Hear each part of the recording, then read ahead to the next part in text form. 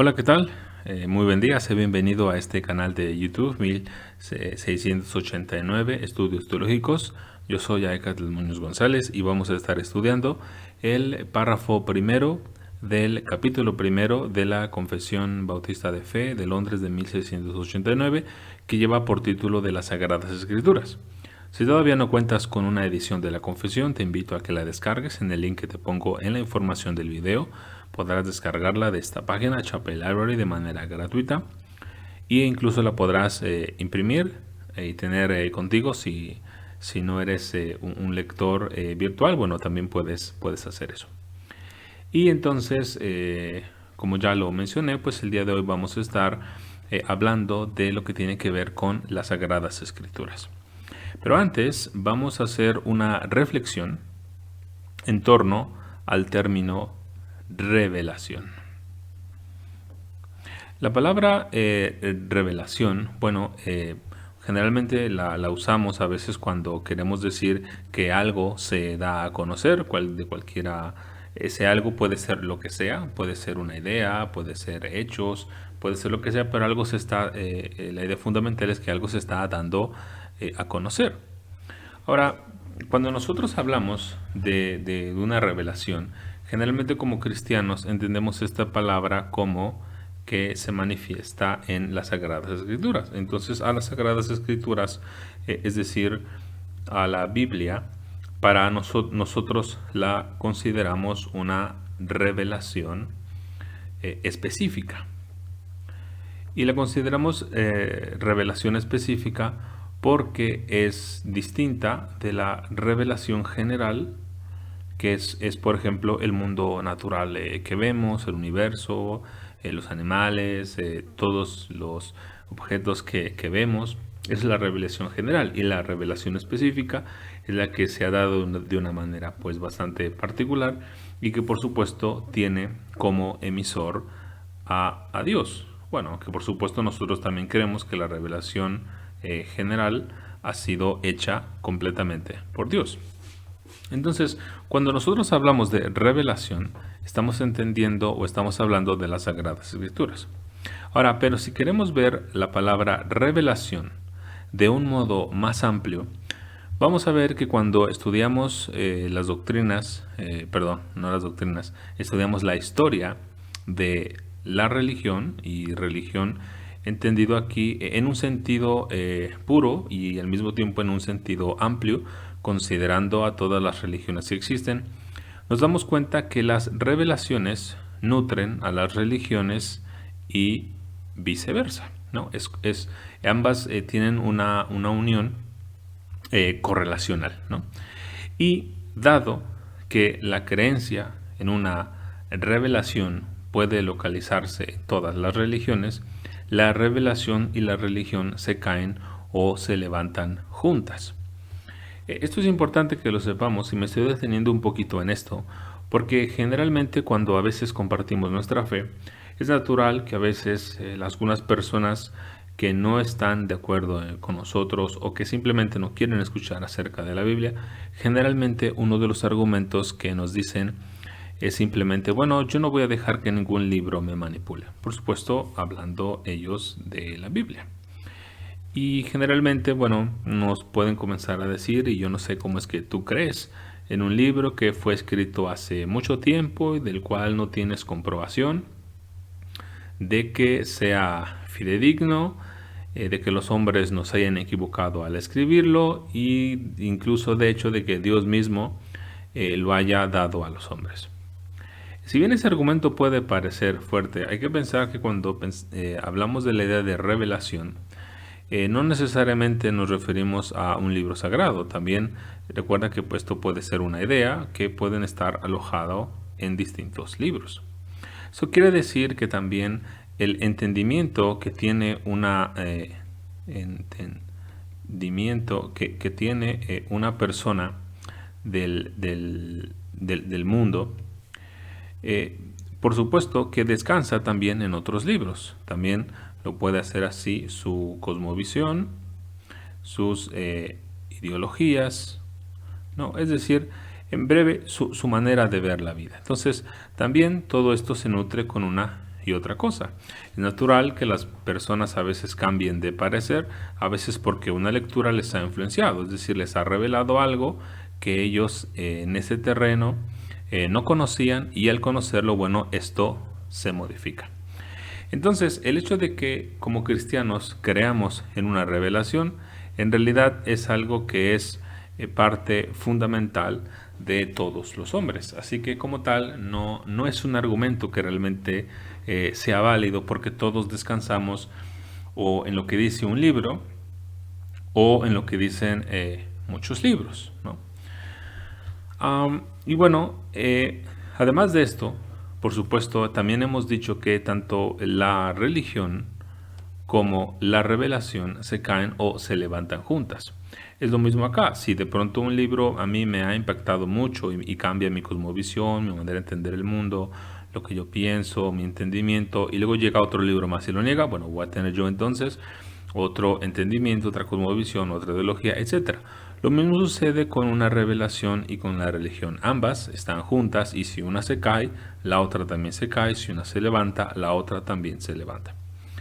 Esto es eh,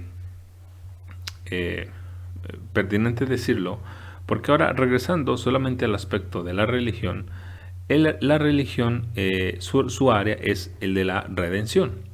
Entonces, hay salvadores que pueden encontrarse ahora sí que en donde sea. Claro, recuerda que estamos hablando del tema de religión de una manera amplia, considerando todas las religiones. Entonces, los desacuerdos en lo concerniente al qué y al cómo de la religión existen, pero la pregunta siempre va a permanecer. Y esto es, digámoslo así, igual para todas las religiones. Y sería la pregunta: ¿qué debo hacer yo para ser salvo? Esta es una importante pregunta que toda religión se pregunta. Sería: ¿qué debo yo hacer para ser salvo? Por supuesto que todas las religiones han contestado esta pregunta de muchas maneras. Y a veces es debido a esto que algunas personas creen que en realidad todas las religiones son iguales y que todas buscan los mismos objetivos. Por supuesto que eso a veces suena bastante sintético, parece ser que resume el objetivo de todas las religiones, pero basta con mirarlas más al detalle para darnos cuenta de la falsedad de esa frase, porque no es cierto que todas las religiones busquen lo mismo. No es cierto que todas descansen sobre los mismos principios. Entonces, vamos a abordar eso, ¿no? Entonces, la respuesta a estos tres asuntos más importantes de la religión, la respuesta se encuentra en tres asuntos que son los más importantes de una religión, que es preguntarse acerca de Dios, que es preguntarse acerca del hombre, y que es preguntarse también acerca de la salvación. La revelación y la religión, como dijimos, están íntimamente relacionadas, y de hecho dijimos que se caen o se levantan juntas. La religión, por supuesto, es distinta a la ciencia, del arte o incluso de la moralidad, porque coloca al ser humano en relación no con el mundo y otros seres humanos, sino con un poder sobrenatural, invisible y externo. Entonces, la religión coloca al hombre delante de un ser que, bueno, es poderoso, que es invisible, y que también, bueno, es externo, y que en ese sentido también es sobrenatural. Entonces, la religión este es el objetivo, o esta es la manera en que la religión coloca al ser humano en una relación con un ser. Ahora, muchos teóricos intentan remover esta revelación con un poder sobrenatural de la religión, y entonces conciben a la religión como una relación del hombre consigo mismo, con la humanidad, con el universo, con la verdad, con el bien, incluso con la belleza o incluso con espíritus que son de ultratumba o que son de la muerte. Pero de hecho, al hacerlo, los teóricos en realidad están cambiando el carácter de la religión, convirtiéndola deliberadamente en superstición y disolviéndola hacia la ilusión. Por ejemplo, actual día vivimos momentos tensos ideológicamente y también políticamente. Entonces seguramente para ti no fueron ajenas, por ejemplo, en las últimas marchas en contra del racismo o a favor de la vindicación de la mujer, que a veces esto ha tomado el nombre también de feminismo, pero por supuesto es más complejo de lo que aquí estoy diciendo. Y bueno, dentro de estas marchas, a veces se puede levantar algunas frases, como por ejemplo, una es esta que vi: tu silencio te hace culpable. Ahora, esto, por supuesto, muchos lo defienden, incluso algunos cristianos llegan a defender ese tipo de frases, como, bueno, finalmente el que cayó otorga. Pero esto es problemático. Porque un cristiano, de hecho, no puede sostener una frase de este estilo, y más cuando vamos, por ejemplo, a la Biblia. Por lo tanto, tú te vas a encontrar que en la palabra de Dios, Jesús nunca dice, bueno, vamos a derrocar al poder. Nunca dice nada de eso. Entonces, en ese sentido, el Señor, uno podría decir, bueno, Él guardó silencio. Y entonces lo que hace esta frase es que si tú no dices nada, entonces eres culpable de lo que se está provocando. Si esto es cierto, eso querría decir que entonces Jesús no es el Mesías, porque Él fue culpable de que se sostenieran algunas prácticas. Por supuesto que aquí la Biblia es completamente diferente a cualquier otro escrito. Al menos tomando este aspecto podríamos tomar más, pero el tiempo no nos da para ver todos y cada uno de ellos. Pero por ejemplo, una sería el respeto y la sumisión a la autoridad. Por la Biblia sabemos que Dios ha puesto a las autoridades, y quien se rebela contra la autoridad, a Dios se opone. Entonces, en ese sentido, el Señor Jesús guardó silencio. Y más todavía, cuando vemos que estas palabras fueron escritas en un periodo en donde estaban gobernando los más terribles emperadores romanos, nos damos cuenta lo que implicaban incluso también estas palabras. Esto es importante, y lo digo, porque muchas veces algunas personas creen que la religión se debe de dirigir hacia los hombres. Entonces, en este sentido, empiezan a salir ideas bastante falsas sobre, por ejemplo, cómo se concibe a Jesús. Entonces, por ejemplo, llega un movimiento que dice, bueno, lo más importante es que debe de existir amor entre los hombres, así como lo hizo Jesús, que mostró amor a los hombres.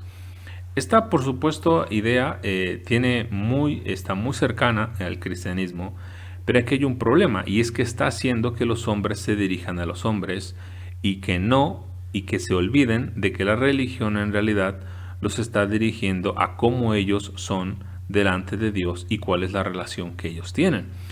Entonces están cambiando de que con Dios no es la importancia, no es la relación más importante, sino que es con los hombres y como nuestro trato con ellos. Y aquí, por supuesto, pueden surgir muchas alteraciones.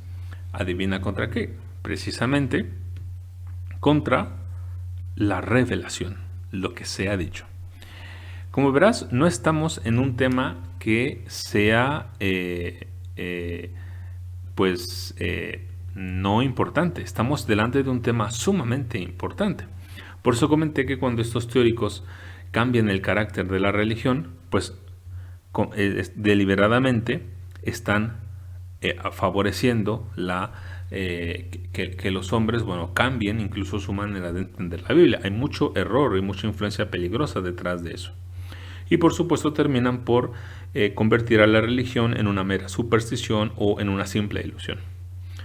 No obstante, al tratar de hacer este cambio, las contradicciones no tardan en llegar, porque lo que los teóricos eventualmente tienen que preguntar es qué buscan los seres humanos en una religión.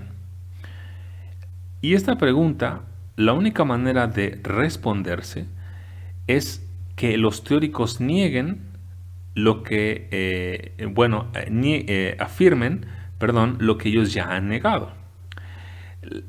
Porque los seres humanos buscan en la religión libertad del mal, buscan la búsqueda, perdón por eso, de un bien mayor. La gente persigue algo que no es lujuria o que no es un placer sensual. No buscan ciencia, no buscan arte, no buscan ángeles o no buscan ni siquiera otros seres humanos, sino que buscan algo que el mundo no puede darles. Una felicidad eterna, vida eterna con Dios y por supuesto también alguna comunión. Como verás, entonces las contradicciones están directamente a la orden, ¿no? Dado lo anterior, la religión, en tanto que coloca al hombre en una relación con Dios, se sigue que esta deidad debe existir para la mente del creyente y debe de revelarse a sí mismo y por lo tanto en cierta medida ser conocible. Recuerda que estamos delante de un ser poderoso, invisible, externo y sobrenatural y por lo tanto Él es el que tiene que revelarse a los hombres. No es al revés. Él tiene que mostrarse a sí mismo. Sin embargo, como la deidad con la cual una religión dada conecta al hombre es un poder invisible y supernatural, esto hace que sea inaccesible para la investigación humana. Entonces, si vamos a conocer nosotros algo acerca de Dios, Él debe revelarse. Además, tenemos que afirmar que la revelación es absolutamente necesaria, porque de lo contrario, sin revelación no hay religión. Esta necesidad de la revelación es para nosotros más clara cuando analizamos la idea de redención. Voy a anotar por aquí la palabra cuando analizamos la idea de redención. Todas las concepciones religiosas que constituyen el contenido de las doctrinas giran alrededor de tres temas, que la primera de ellas es, la doctrina de Dios, es también la doctrina de la humanidad en relación con Dios. Vamos a poner aquí a la humanidad y vamos a poner una flecha hacia acá en su relación con Dios. Y la doctrina concerniente a los medios que restauran o mantienen esa comunión. Entonces vamos a poner por acá los medios. La segunda de ella todavía puede dividirse en dos partes, porque sería preguntar, ¿quién es el hombre? ¿Quién es? Y la segunda parte sería cómo debería ser. Entonces se entiende que de alguna manera es, pero no es como debería ser. En otras palabras, estos tres temas son lo que se conoce como teología, y a veces, teología propia. Esto es antropología y esto es soteriología, el estudio de la salvación. Y, como se puede deducir, cada una de ellas son inseparables con el concepto de revelación. Entonces vean cuán importante es que el hecho de que haya una revelación, también esta revelación nos está hablando de Dios, nos está hablando de quién es el hombre y también nos está diciendo cuáles son los medios para que el hombre esté en comunión con Dios. Entonces, en resumen, hasta aquí, la teología propia es, si vamos a conocer a Dios, Él debe revelarse. En la antropología estudiaríamos el origen del hombre, su destino, su relación con Dios, su miseria debido al pecado, su necesidad de redención y la reminiscencia del paraíso y nuestra esperanza futura. Digo esto de reminiscencia del paraíso porque, por supuesto, dado que el hombre cayó en el huerto del Edén, ahora sí ya estamos entrando de lleno al contenido de la Biblia. Entonces hay una reminiscencia del paraíso. El hombre sabe que no es como debería de ser. Y a veces convoca todo tipo de cosas para tratar de acallar esa voz, pero él sabe que no es como debería de ser. Y por supuesto soteriología, los medios de la restauración y pues el Salvador, si se presenta también el Salvador que restaura la comunión rota con Dios. Como verás, una vez más, no son temas pequeños. Y son temas que además dependen de que exista una revelación que al mismo tiempo es dada por Dios. Entonces, esta es nuestra breve reflexión para nosotros y ahora sí entonces podemos comenzar nuestro estudio de la Confesión Bautista de Fe de 1689.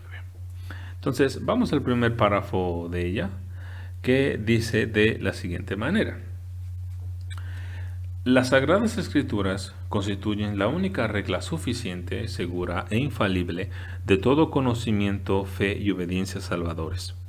Aunque la luz de la naturaleza y las obras de la creación y de la providencia manifiestan de tal manera la bondad, sabiduría y poder de Dios que dejan a los hombres sin excusa, no obstante no son suficientes para dar el conocimiento de Dios y de su voluntad que es necesario para la salvación.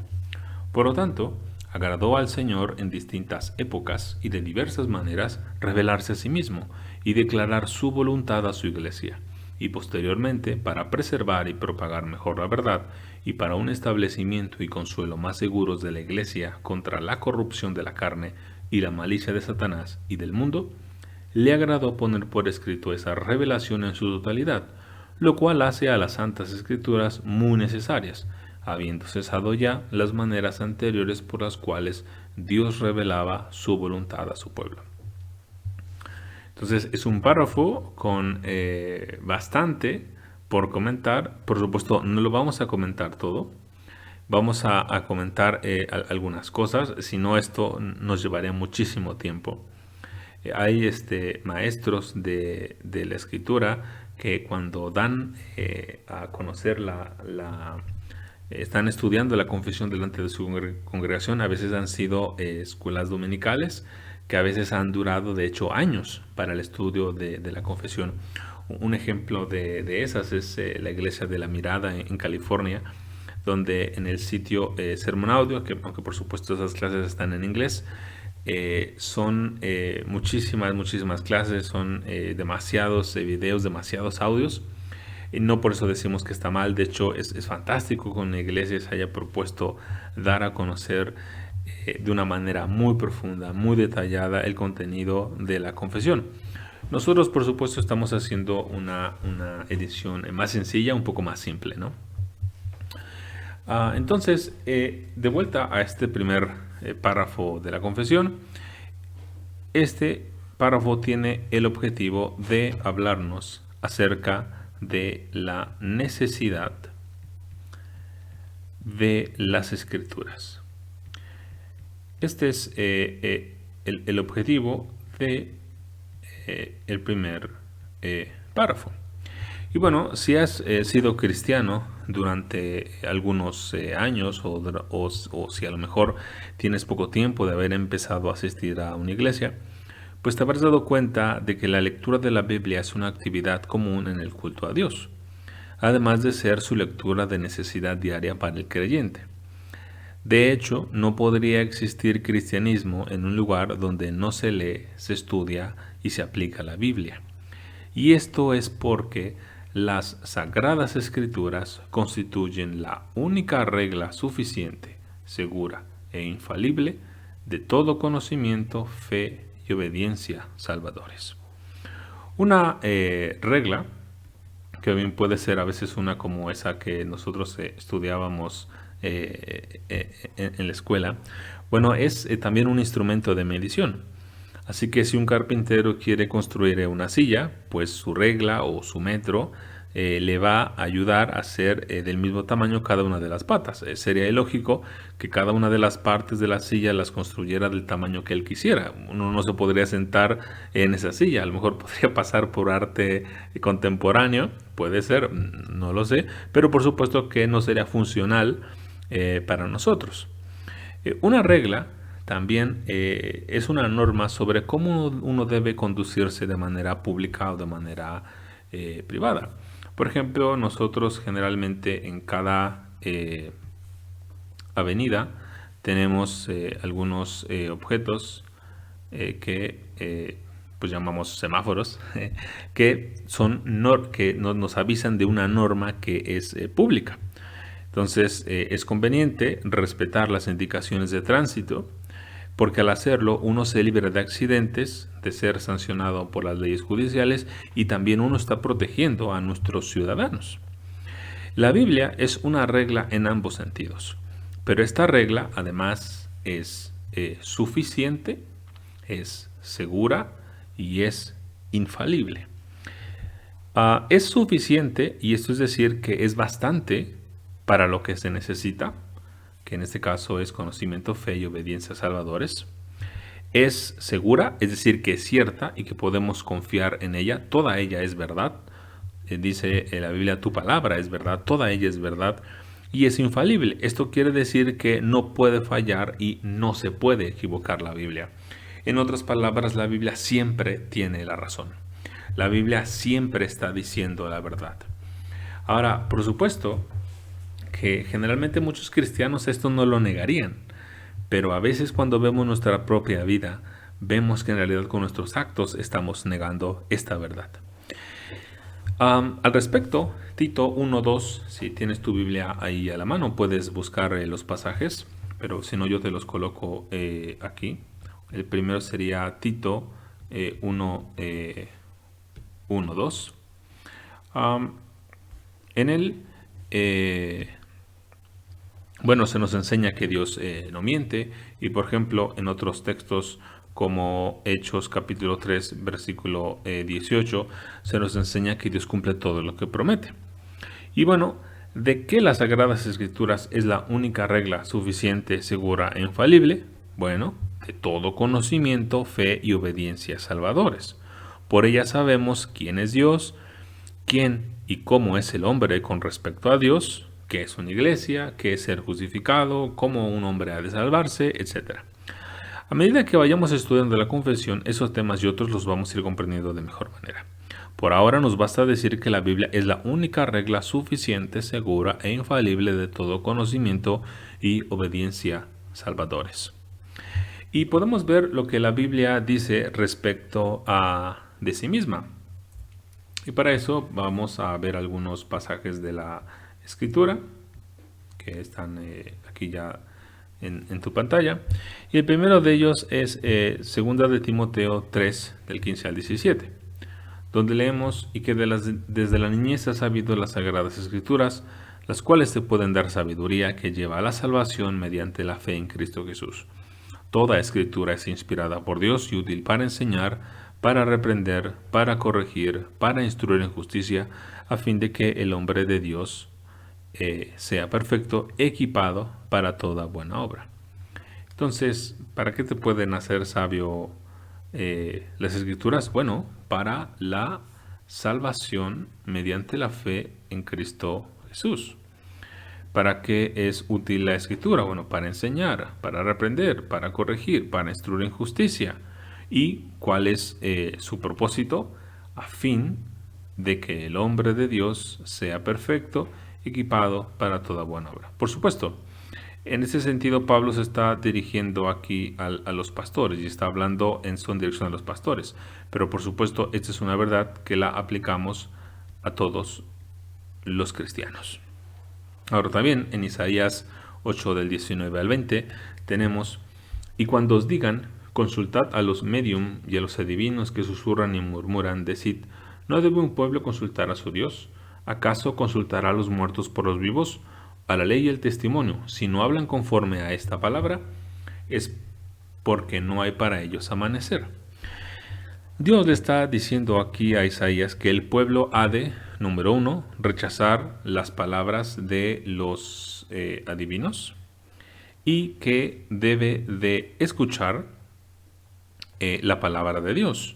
Por eso les dice a la ley y al testimonio. Si no hablan conforme a esta palabra, es porque no hay para ellos amanecer. Y por otro lado, en el contexto de Lucas 16:9, es el castigo de un rico que está en el infierno, y le pide a Abraham que vaya a Lázaro, un mendigo, y que Lázaro le avise a sus hermanos del tormento que les espera si no se arrepienten.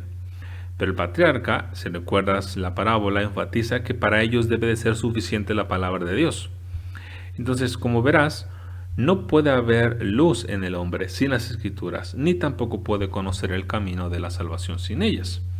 El pastor y teólogo Samuel Waldron menciona, cito, la salvación de los hombres depende de que ellos estén en posesión de un documento fiable de la revelación redentora.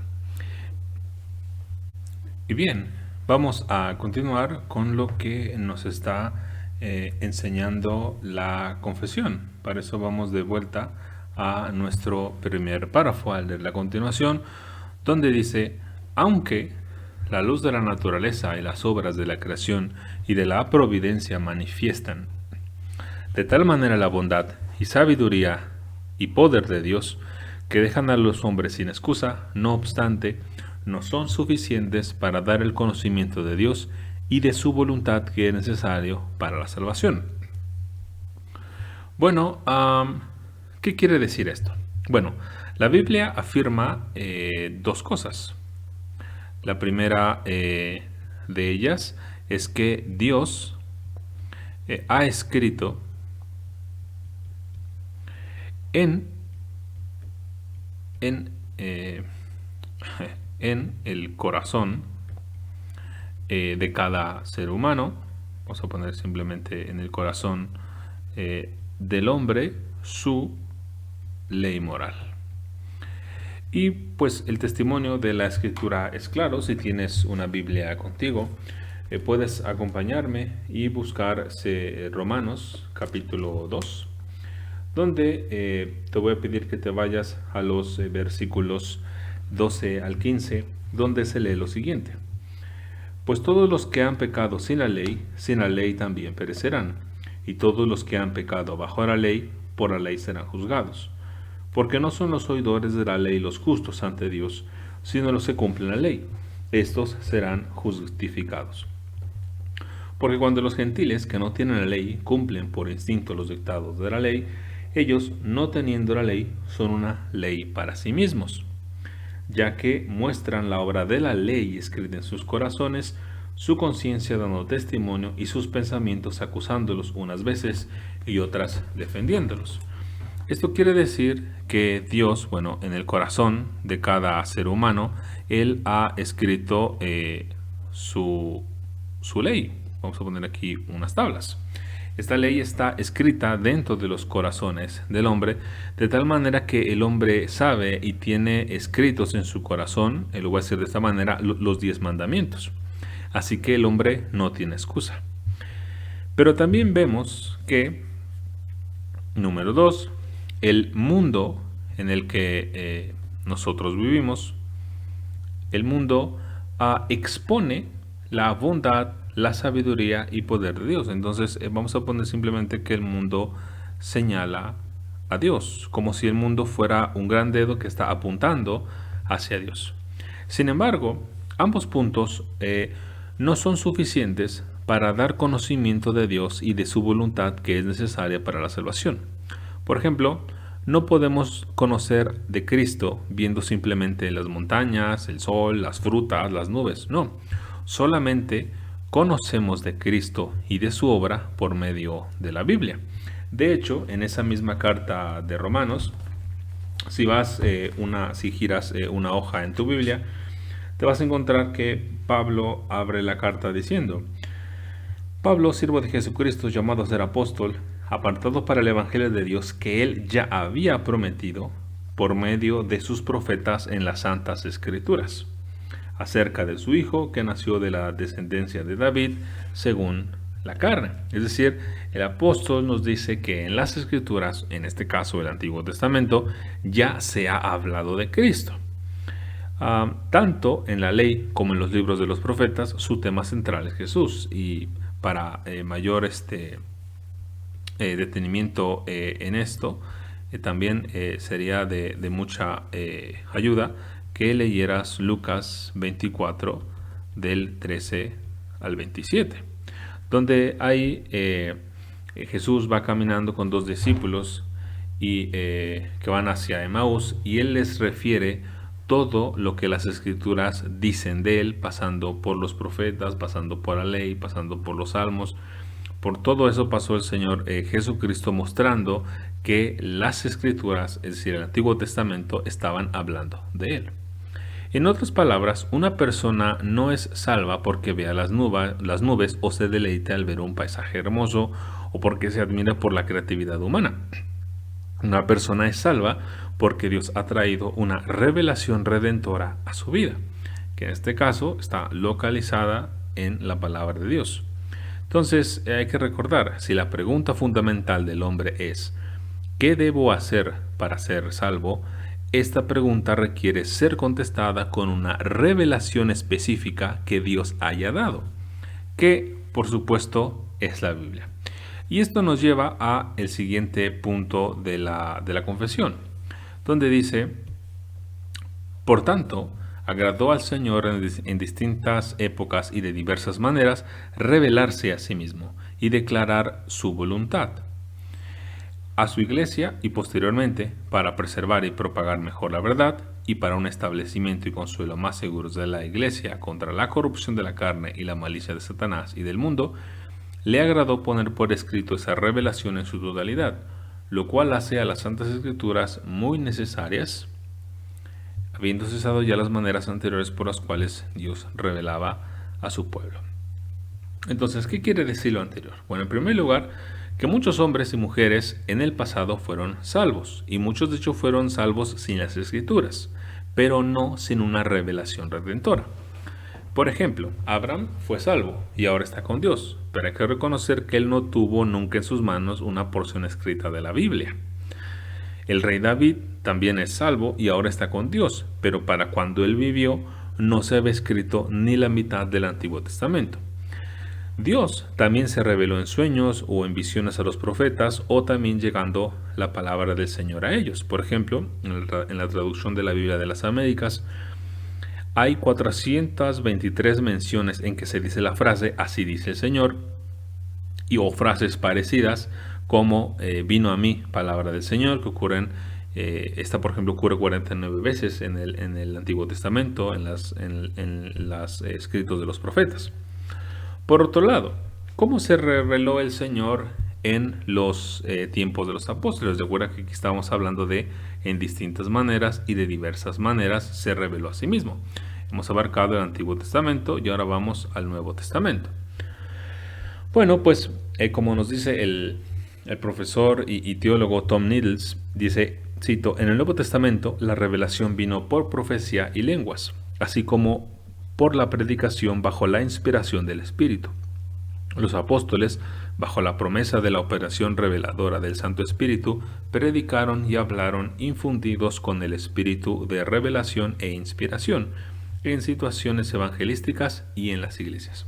De este modo, Dios en el pasado habló de muchas maneras, como nos dice de hecho también Hebreos 1 del 1 al 2. Sin embargo, posteriormente, a Dios le agradó conservar, con el fin de conservar y propagar mejor la verdad. Aquí tenemos preservar, propagar la verdad, y para un establecimiento y consuelo más seguros de la iglesia contra el pecado de Satanás y en el mundo, poner por escrito esa revelación en su totalidad. Entonces, como verás, los confesores de 1689 estaban diciendo que la Biblia ya está completa. Eso es algo que todo el cristianismo ortodoxo cree, que la Biblia ya no se le puede agregar nada más, ¿no?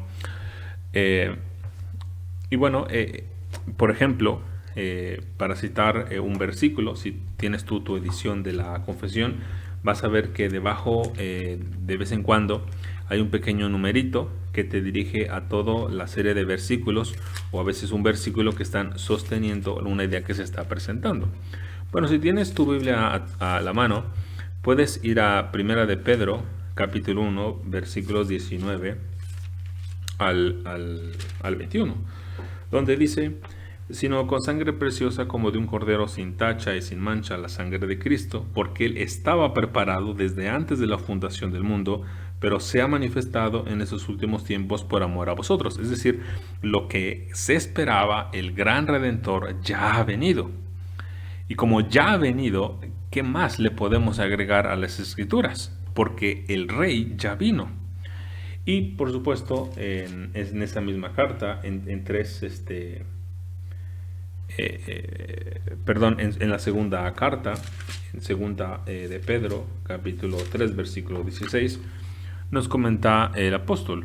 Asimismo, en todas sus cartas, aquí está hablando de Pablo, habla en ellas de esto, en las cuales hay algunas cosas difíciles de entender, que los ignorantes e inestables tuercen, como también tuercen el resto de las escrituras para su propia revelación. Nota el lenguaje usado que indica que las palabras escritas de Pablo también forman parte del Antiguo Testamento. Por eso dice, como también tuercen, los falsos maestros, el resto de las escrituras. Es decir, las cartas de Pablo están acompañando y están en conjunto con las escrituras, es decir, las del Antiguo Testamento. Y aquí es necesario detenernos quizá solo un poco, porque no solo la razón de que esté escrita la Biblia es una función redentora, también la Biblia está escrita para que sea conservada, para que sea propagada y para el establecimiento y aliento del cuerpo de creyentes. ¿Y cuál es la razón de esto? Bueno, pues porque tenemos una serie de enemigos que se van a oponer a la palabra de Dios. Va a ser nuestro pecado, va a ser también Satanás y también va a ser el mundo no regenerado. Entonces, si te fijas, esto es algo que podemos ver a diarios. Aunque nosotros nos digamos cristianos, tenemos que ser honestos y humildes de reconocer que aunque creamos que la Biblia es la verdad, que es nuestra única regla que tenemos, pues nuestra vida a veces comprueba que no es así. Entonces también nuestro pecado se opone a la Biblia. No hay ningún cristiano que haga todas las cosas perfectamente. Si el tal existiera, estaríamos hablando de que es Jesucristo, porque es el único que cumplió la ley de manera perfecta y todavía fue más allá. Por supuesto también es Satanás. Él se ha opuesto a la palabra de Dios desde el principio. Recuerda la pregunta que le hizo a Eva. ¿Con que Dios os ha dicho? Y entonces ya con eso él empezaba a dudar de lo que había dicho Dios. Y por supuesto el mundo no regenerado que va a lanzar diversos ataques contra la Biblia. Entonces es necesario que contra todos estos enemigos la Biblia sea conservada. Es una de las razones por las cuales el Señor no las dejó, a fin de que también sea propagada y a fin de que también nos pueda servir al cuerpo de creyentes para sernos de aliento para, el establecimiento, vamos a poner aliento y establecimiento del cuerpo de creyentes, que es la iglesia. Entonces, es necesario que la Biblia sea conservada, ya que la salvación de los hombres depende de que ellos tengan un documento fiable, sin errores y verdadero. Es necesario que la Biblia sea propagada para que, para eso tenemos de ejemplo a los apóstoles, que ellos, por ejemplo, ellos no podían estar al mismo tiempo en todos los sitios, así que ellos escribieron cartas. Entonces, de esa manera, el día de hoy nosotros editamos Biblias para obsequiarlas o a veces para nosotros mismos a fin de que se propague. Y por supuesto también se propaga por medio de la predicación. Y por supuesto, para el aliento y establecimiento de la iglesia. ¿Cómo nos hemos de comportar en la casa de Dios? Pues la Biblia nos habla acerca de eso, igual para recibir aliento. Muchos cristianos a veces quizá no ven la gran importancia que fue, por ejemplo, el surgimiento de distintos inventos, como lo fue en un momento la imprenta, o como ahora son los libros electrónicos, donde podemos tener la Biblia en cualquier lugar. Cuando nosotros, por ejemplo, pensamos en nuestros primeros hermanos del primer siglo, prácticamente ninguno de ellos tuvo una Biblia en sus manos. Entonces ellos tenían que recordarse constantemente lo que Dios había hecho por ellos, lo que también nosotros deberíamos de estar haciendo constantemente. Pero ellos no tenían la palabra de Dios como nosotros la tenemos. Finalmente también nos enseña la confesión que ya han cesado todas aquellas maneras por las cuales Dios reveló su voluntad a la iglesia. Es decir, profecías, sueños, visiones, apóstoles u otros profetas. A la Biblia ya no es posible agregarle algo más. Ni siquiera un pequeño párrafo ni una pequeña palabra. El testimonio al final del libro del Apocalipsis es sumamente evidente y sumamente claro para la escritura. Dice los versículos 18 al 19 del último capítulo de Apocalipsis, dice: yo testifico a todos los que oyen las palabras de la profecía de este libro. Si alguno añade a ellas, Dios traerá sobre las plagas que están escritas en este libro. Y si alguno quita de las palabras del libro de esta profecía, Dios quitará su parte del árbol de la vida y de la ciudad santa, descritos en este libro. Y por supuesto también tenemos un pasaje como Efesios capítulo 2, versículo 20, donde en él leemos: edificado sobre el fundamento de los apóstoles y los profetas, siendo Cristo Jesús mismo la piedra angular.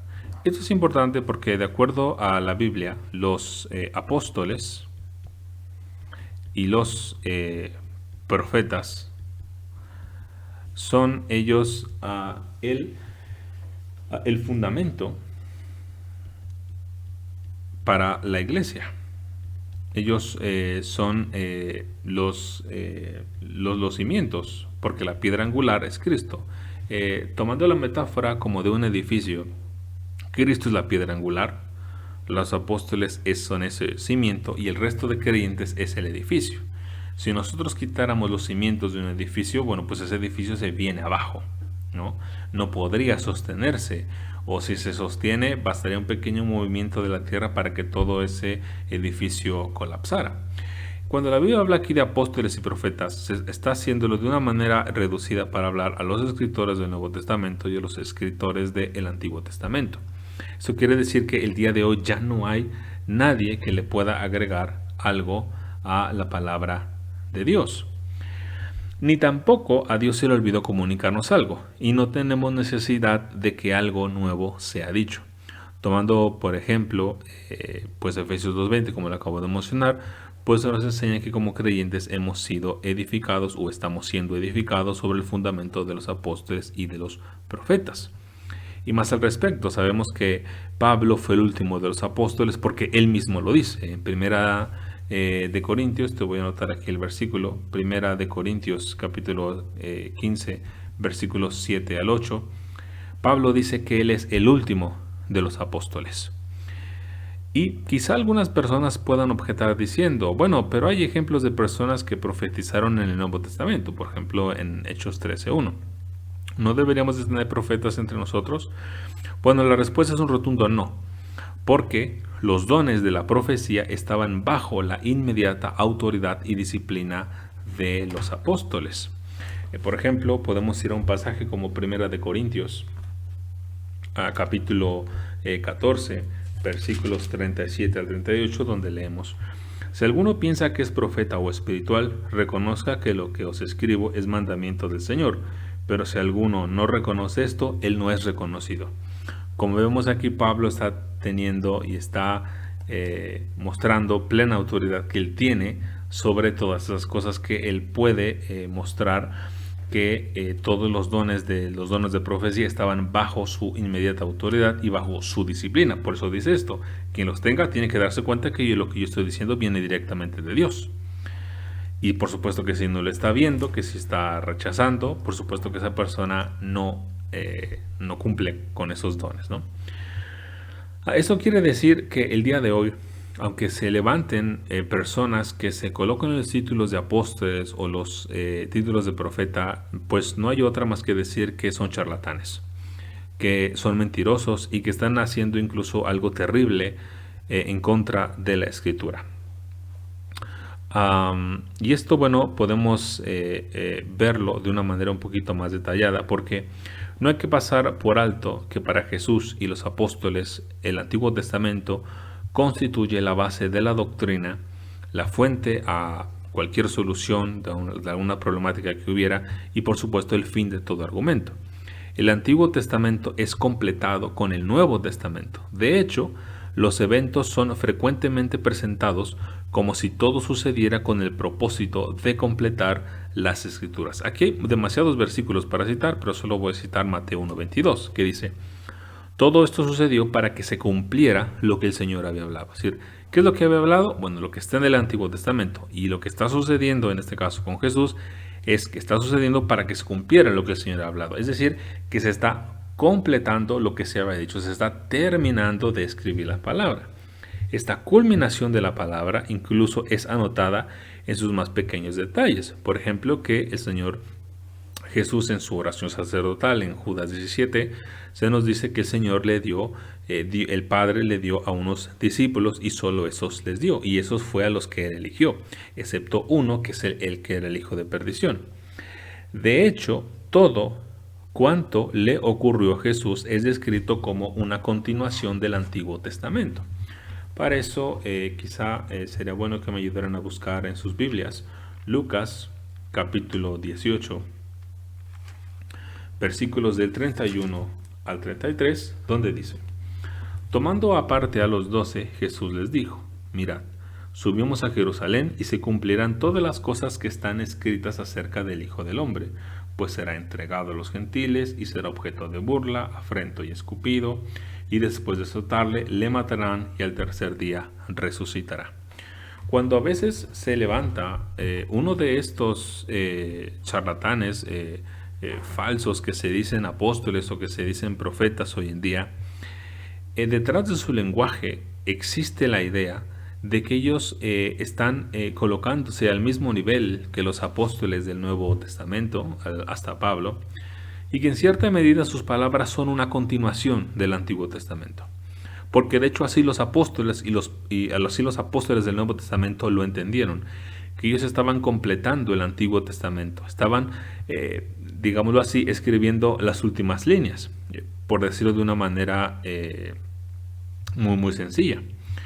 Entonces, cuando estos modernos apóstoles y profetas quieren decir que el Señor les ha revelado algo, ellos quieren decir que se están colocando en el mismo plano de igualdad con el Antiguo Testamento y con el Nuevo Testamento, lo cual es sumamente peligroso. Y como ya hemos visto por testimonio de la Escritura, no hay más apóstoles y no habrá más apóstoles ni más profetas como los profetas del Antiguo Testamento. Bien, entonces hasta aquí nuestro primer estudio del capítulo primero, párrafo 1 de la confesión. En este nos detuvimos un poquito más. En los siguientes párrafos de este mismo capítulo, bueno, algunos los vamos a ver de una manera agrupada y después continuaremos con las siguientes doctrinas. Pues por mi parte es todo. Deseo que pases un muy buen día y ve a servir a tu Señor y que Dios te bendiga.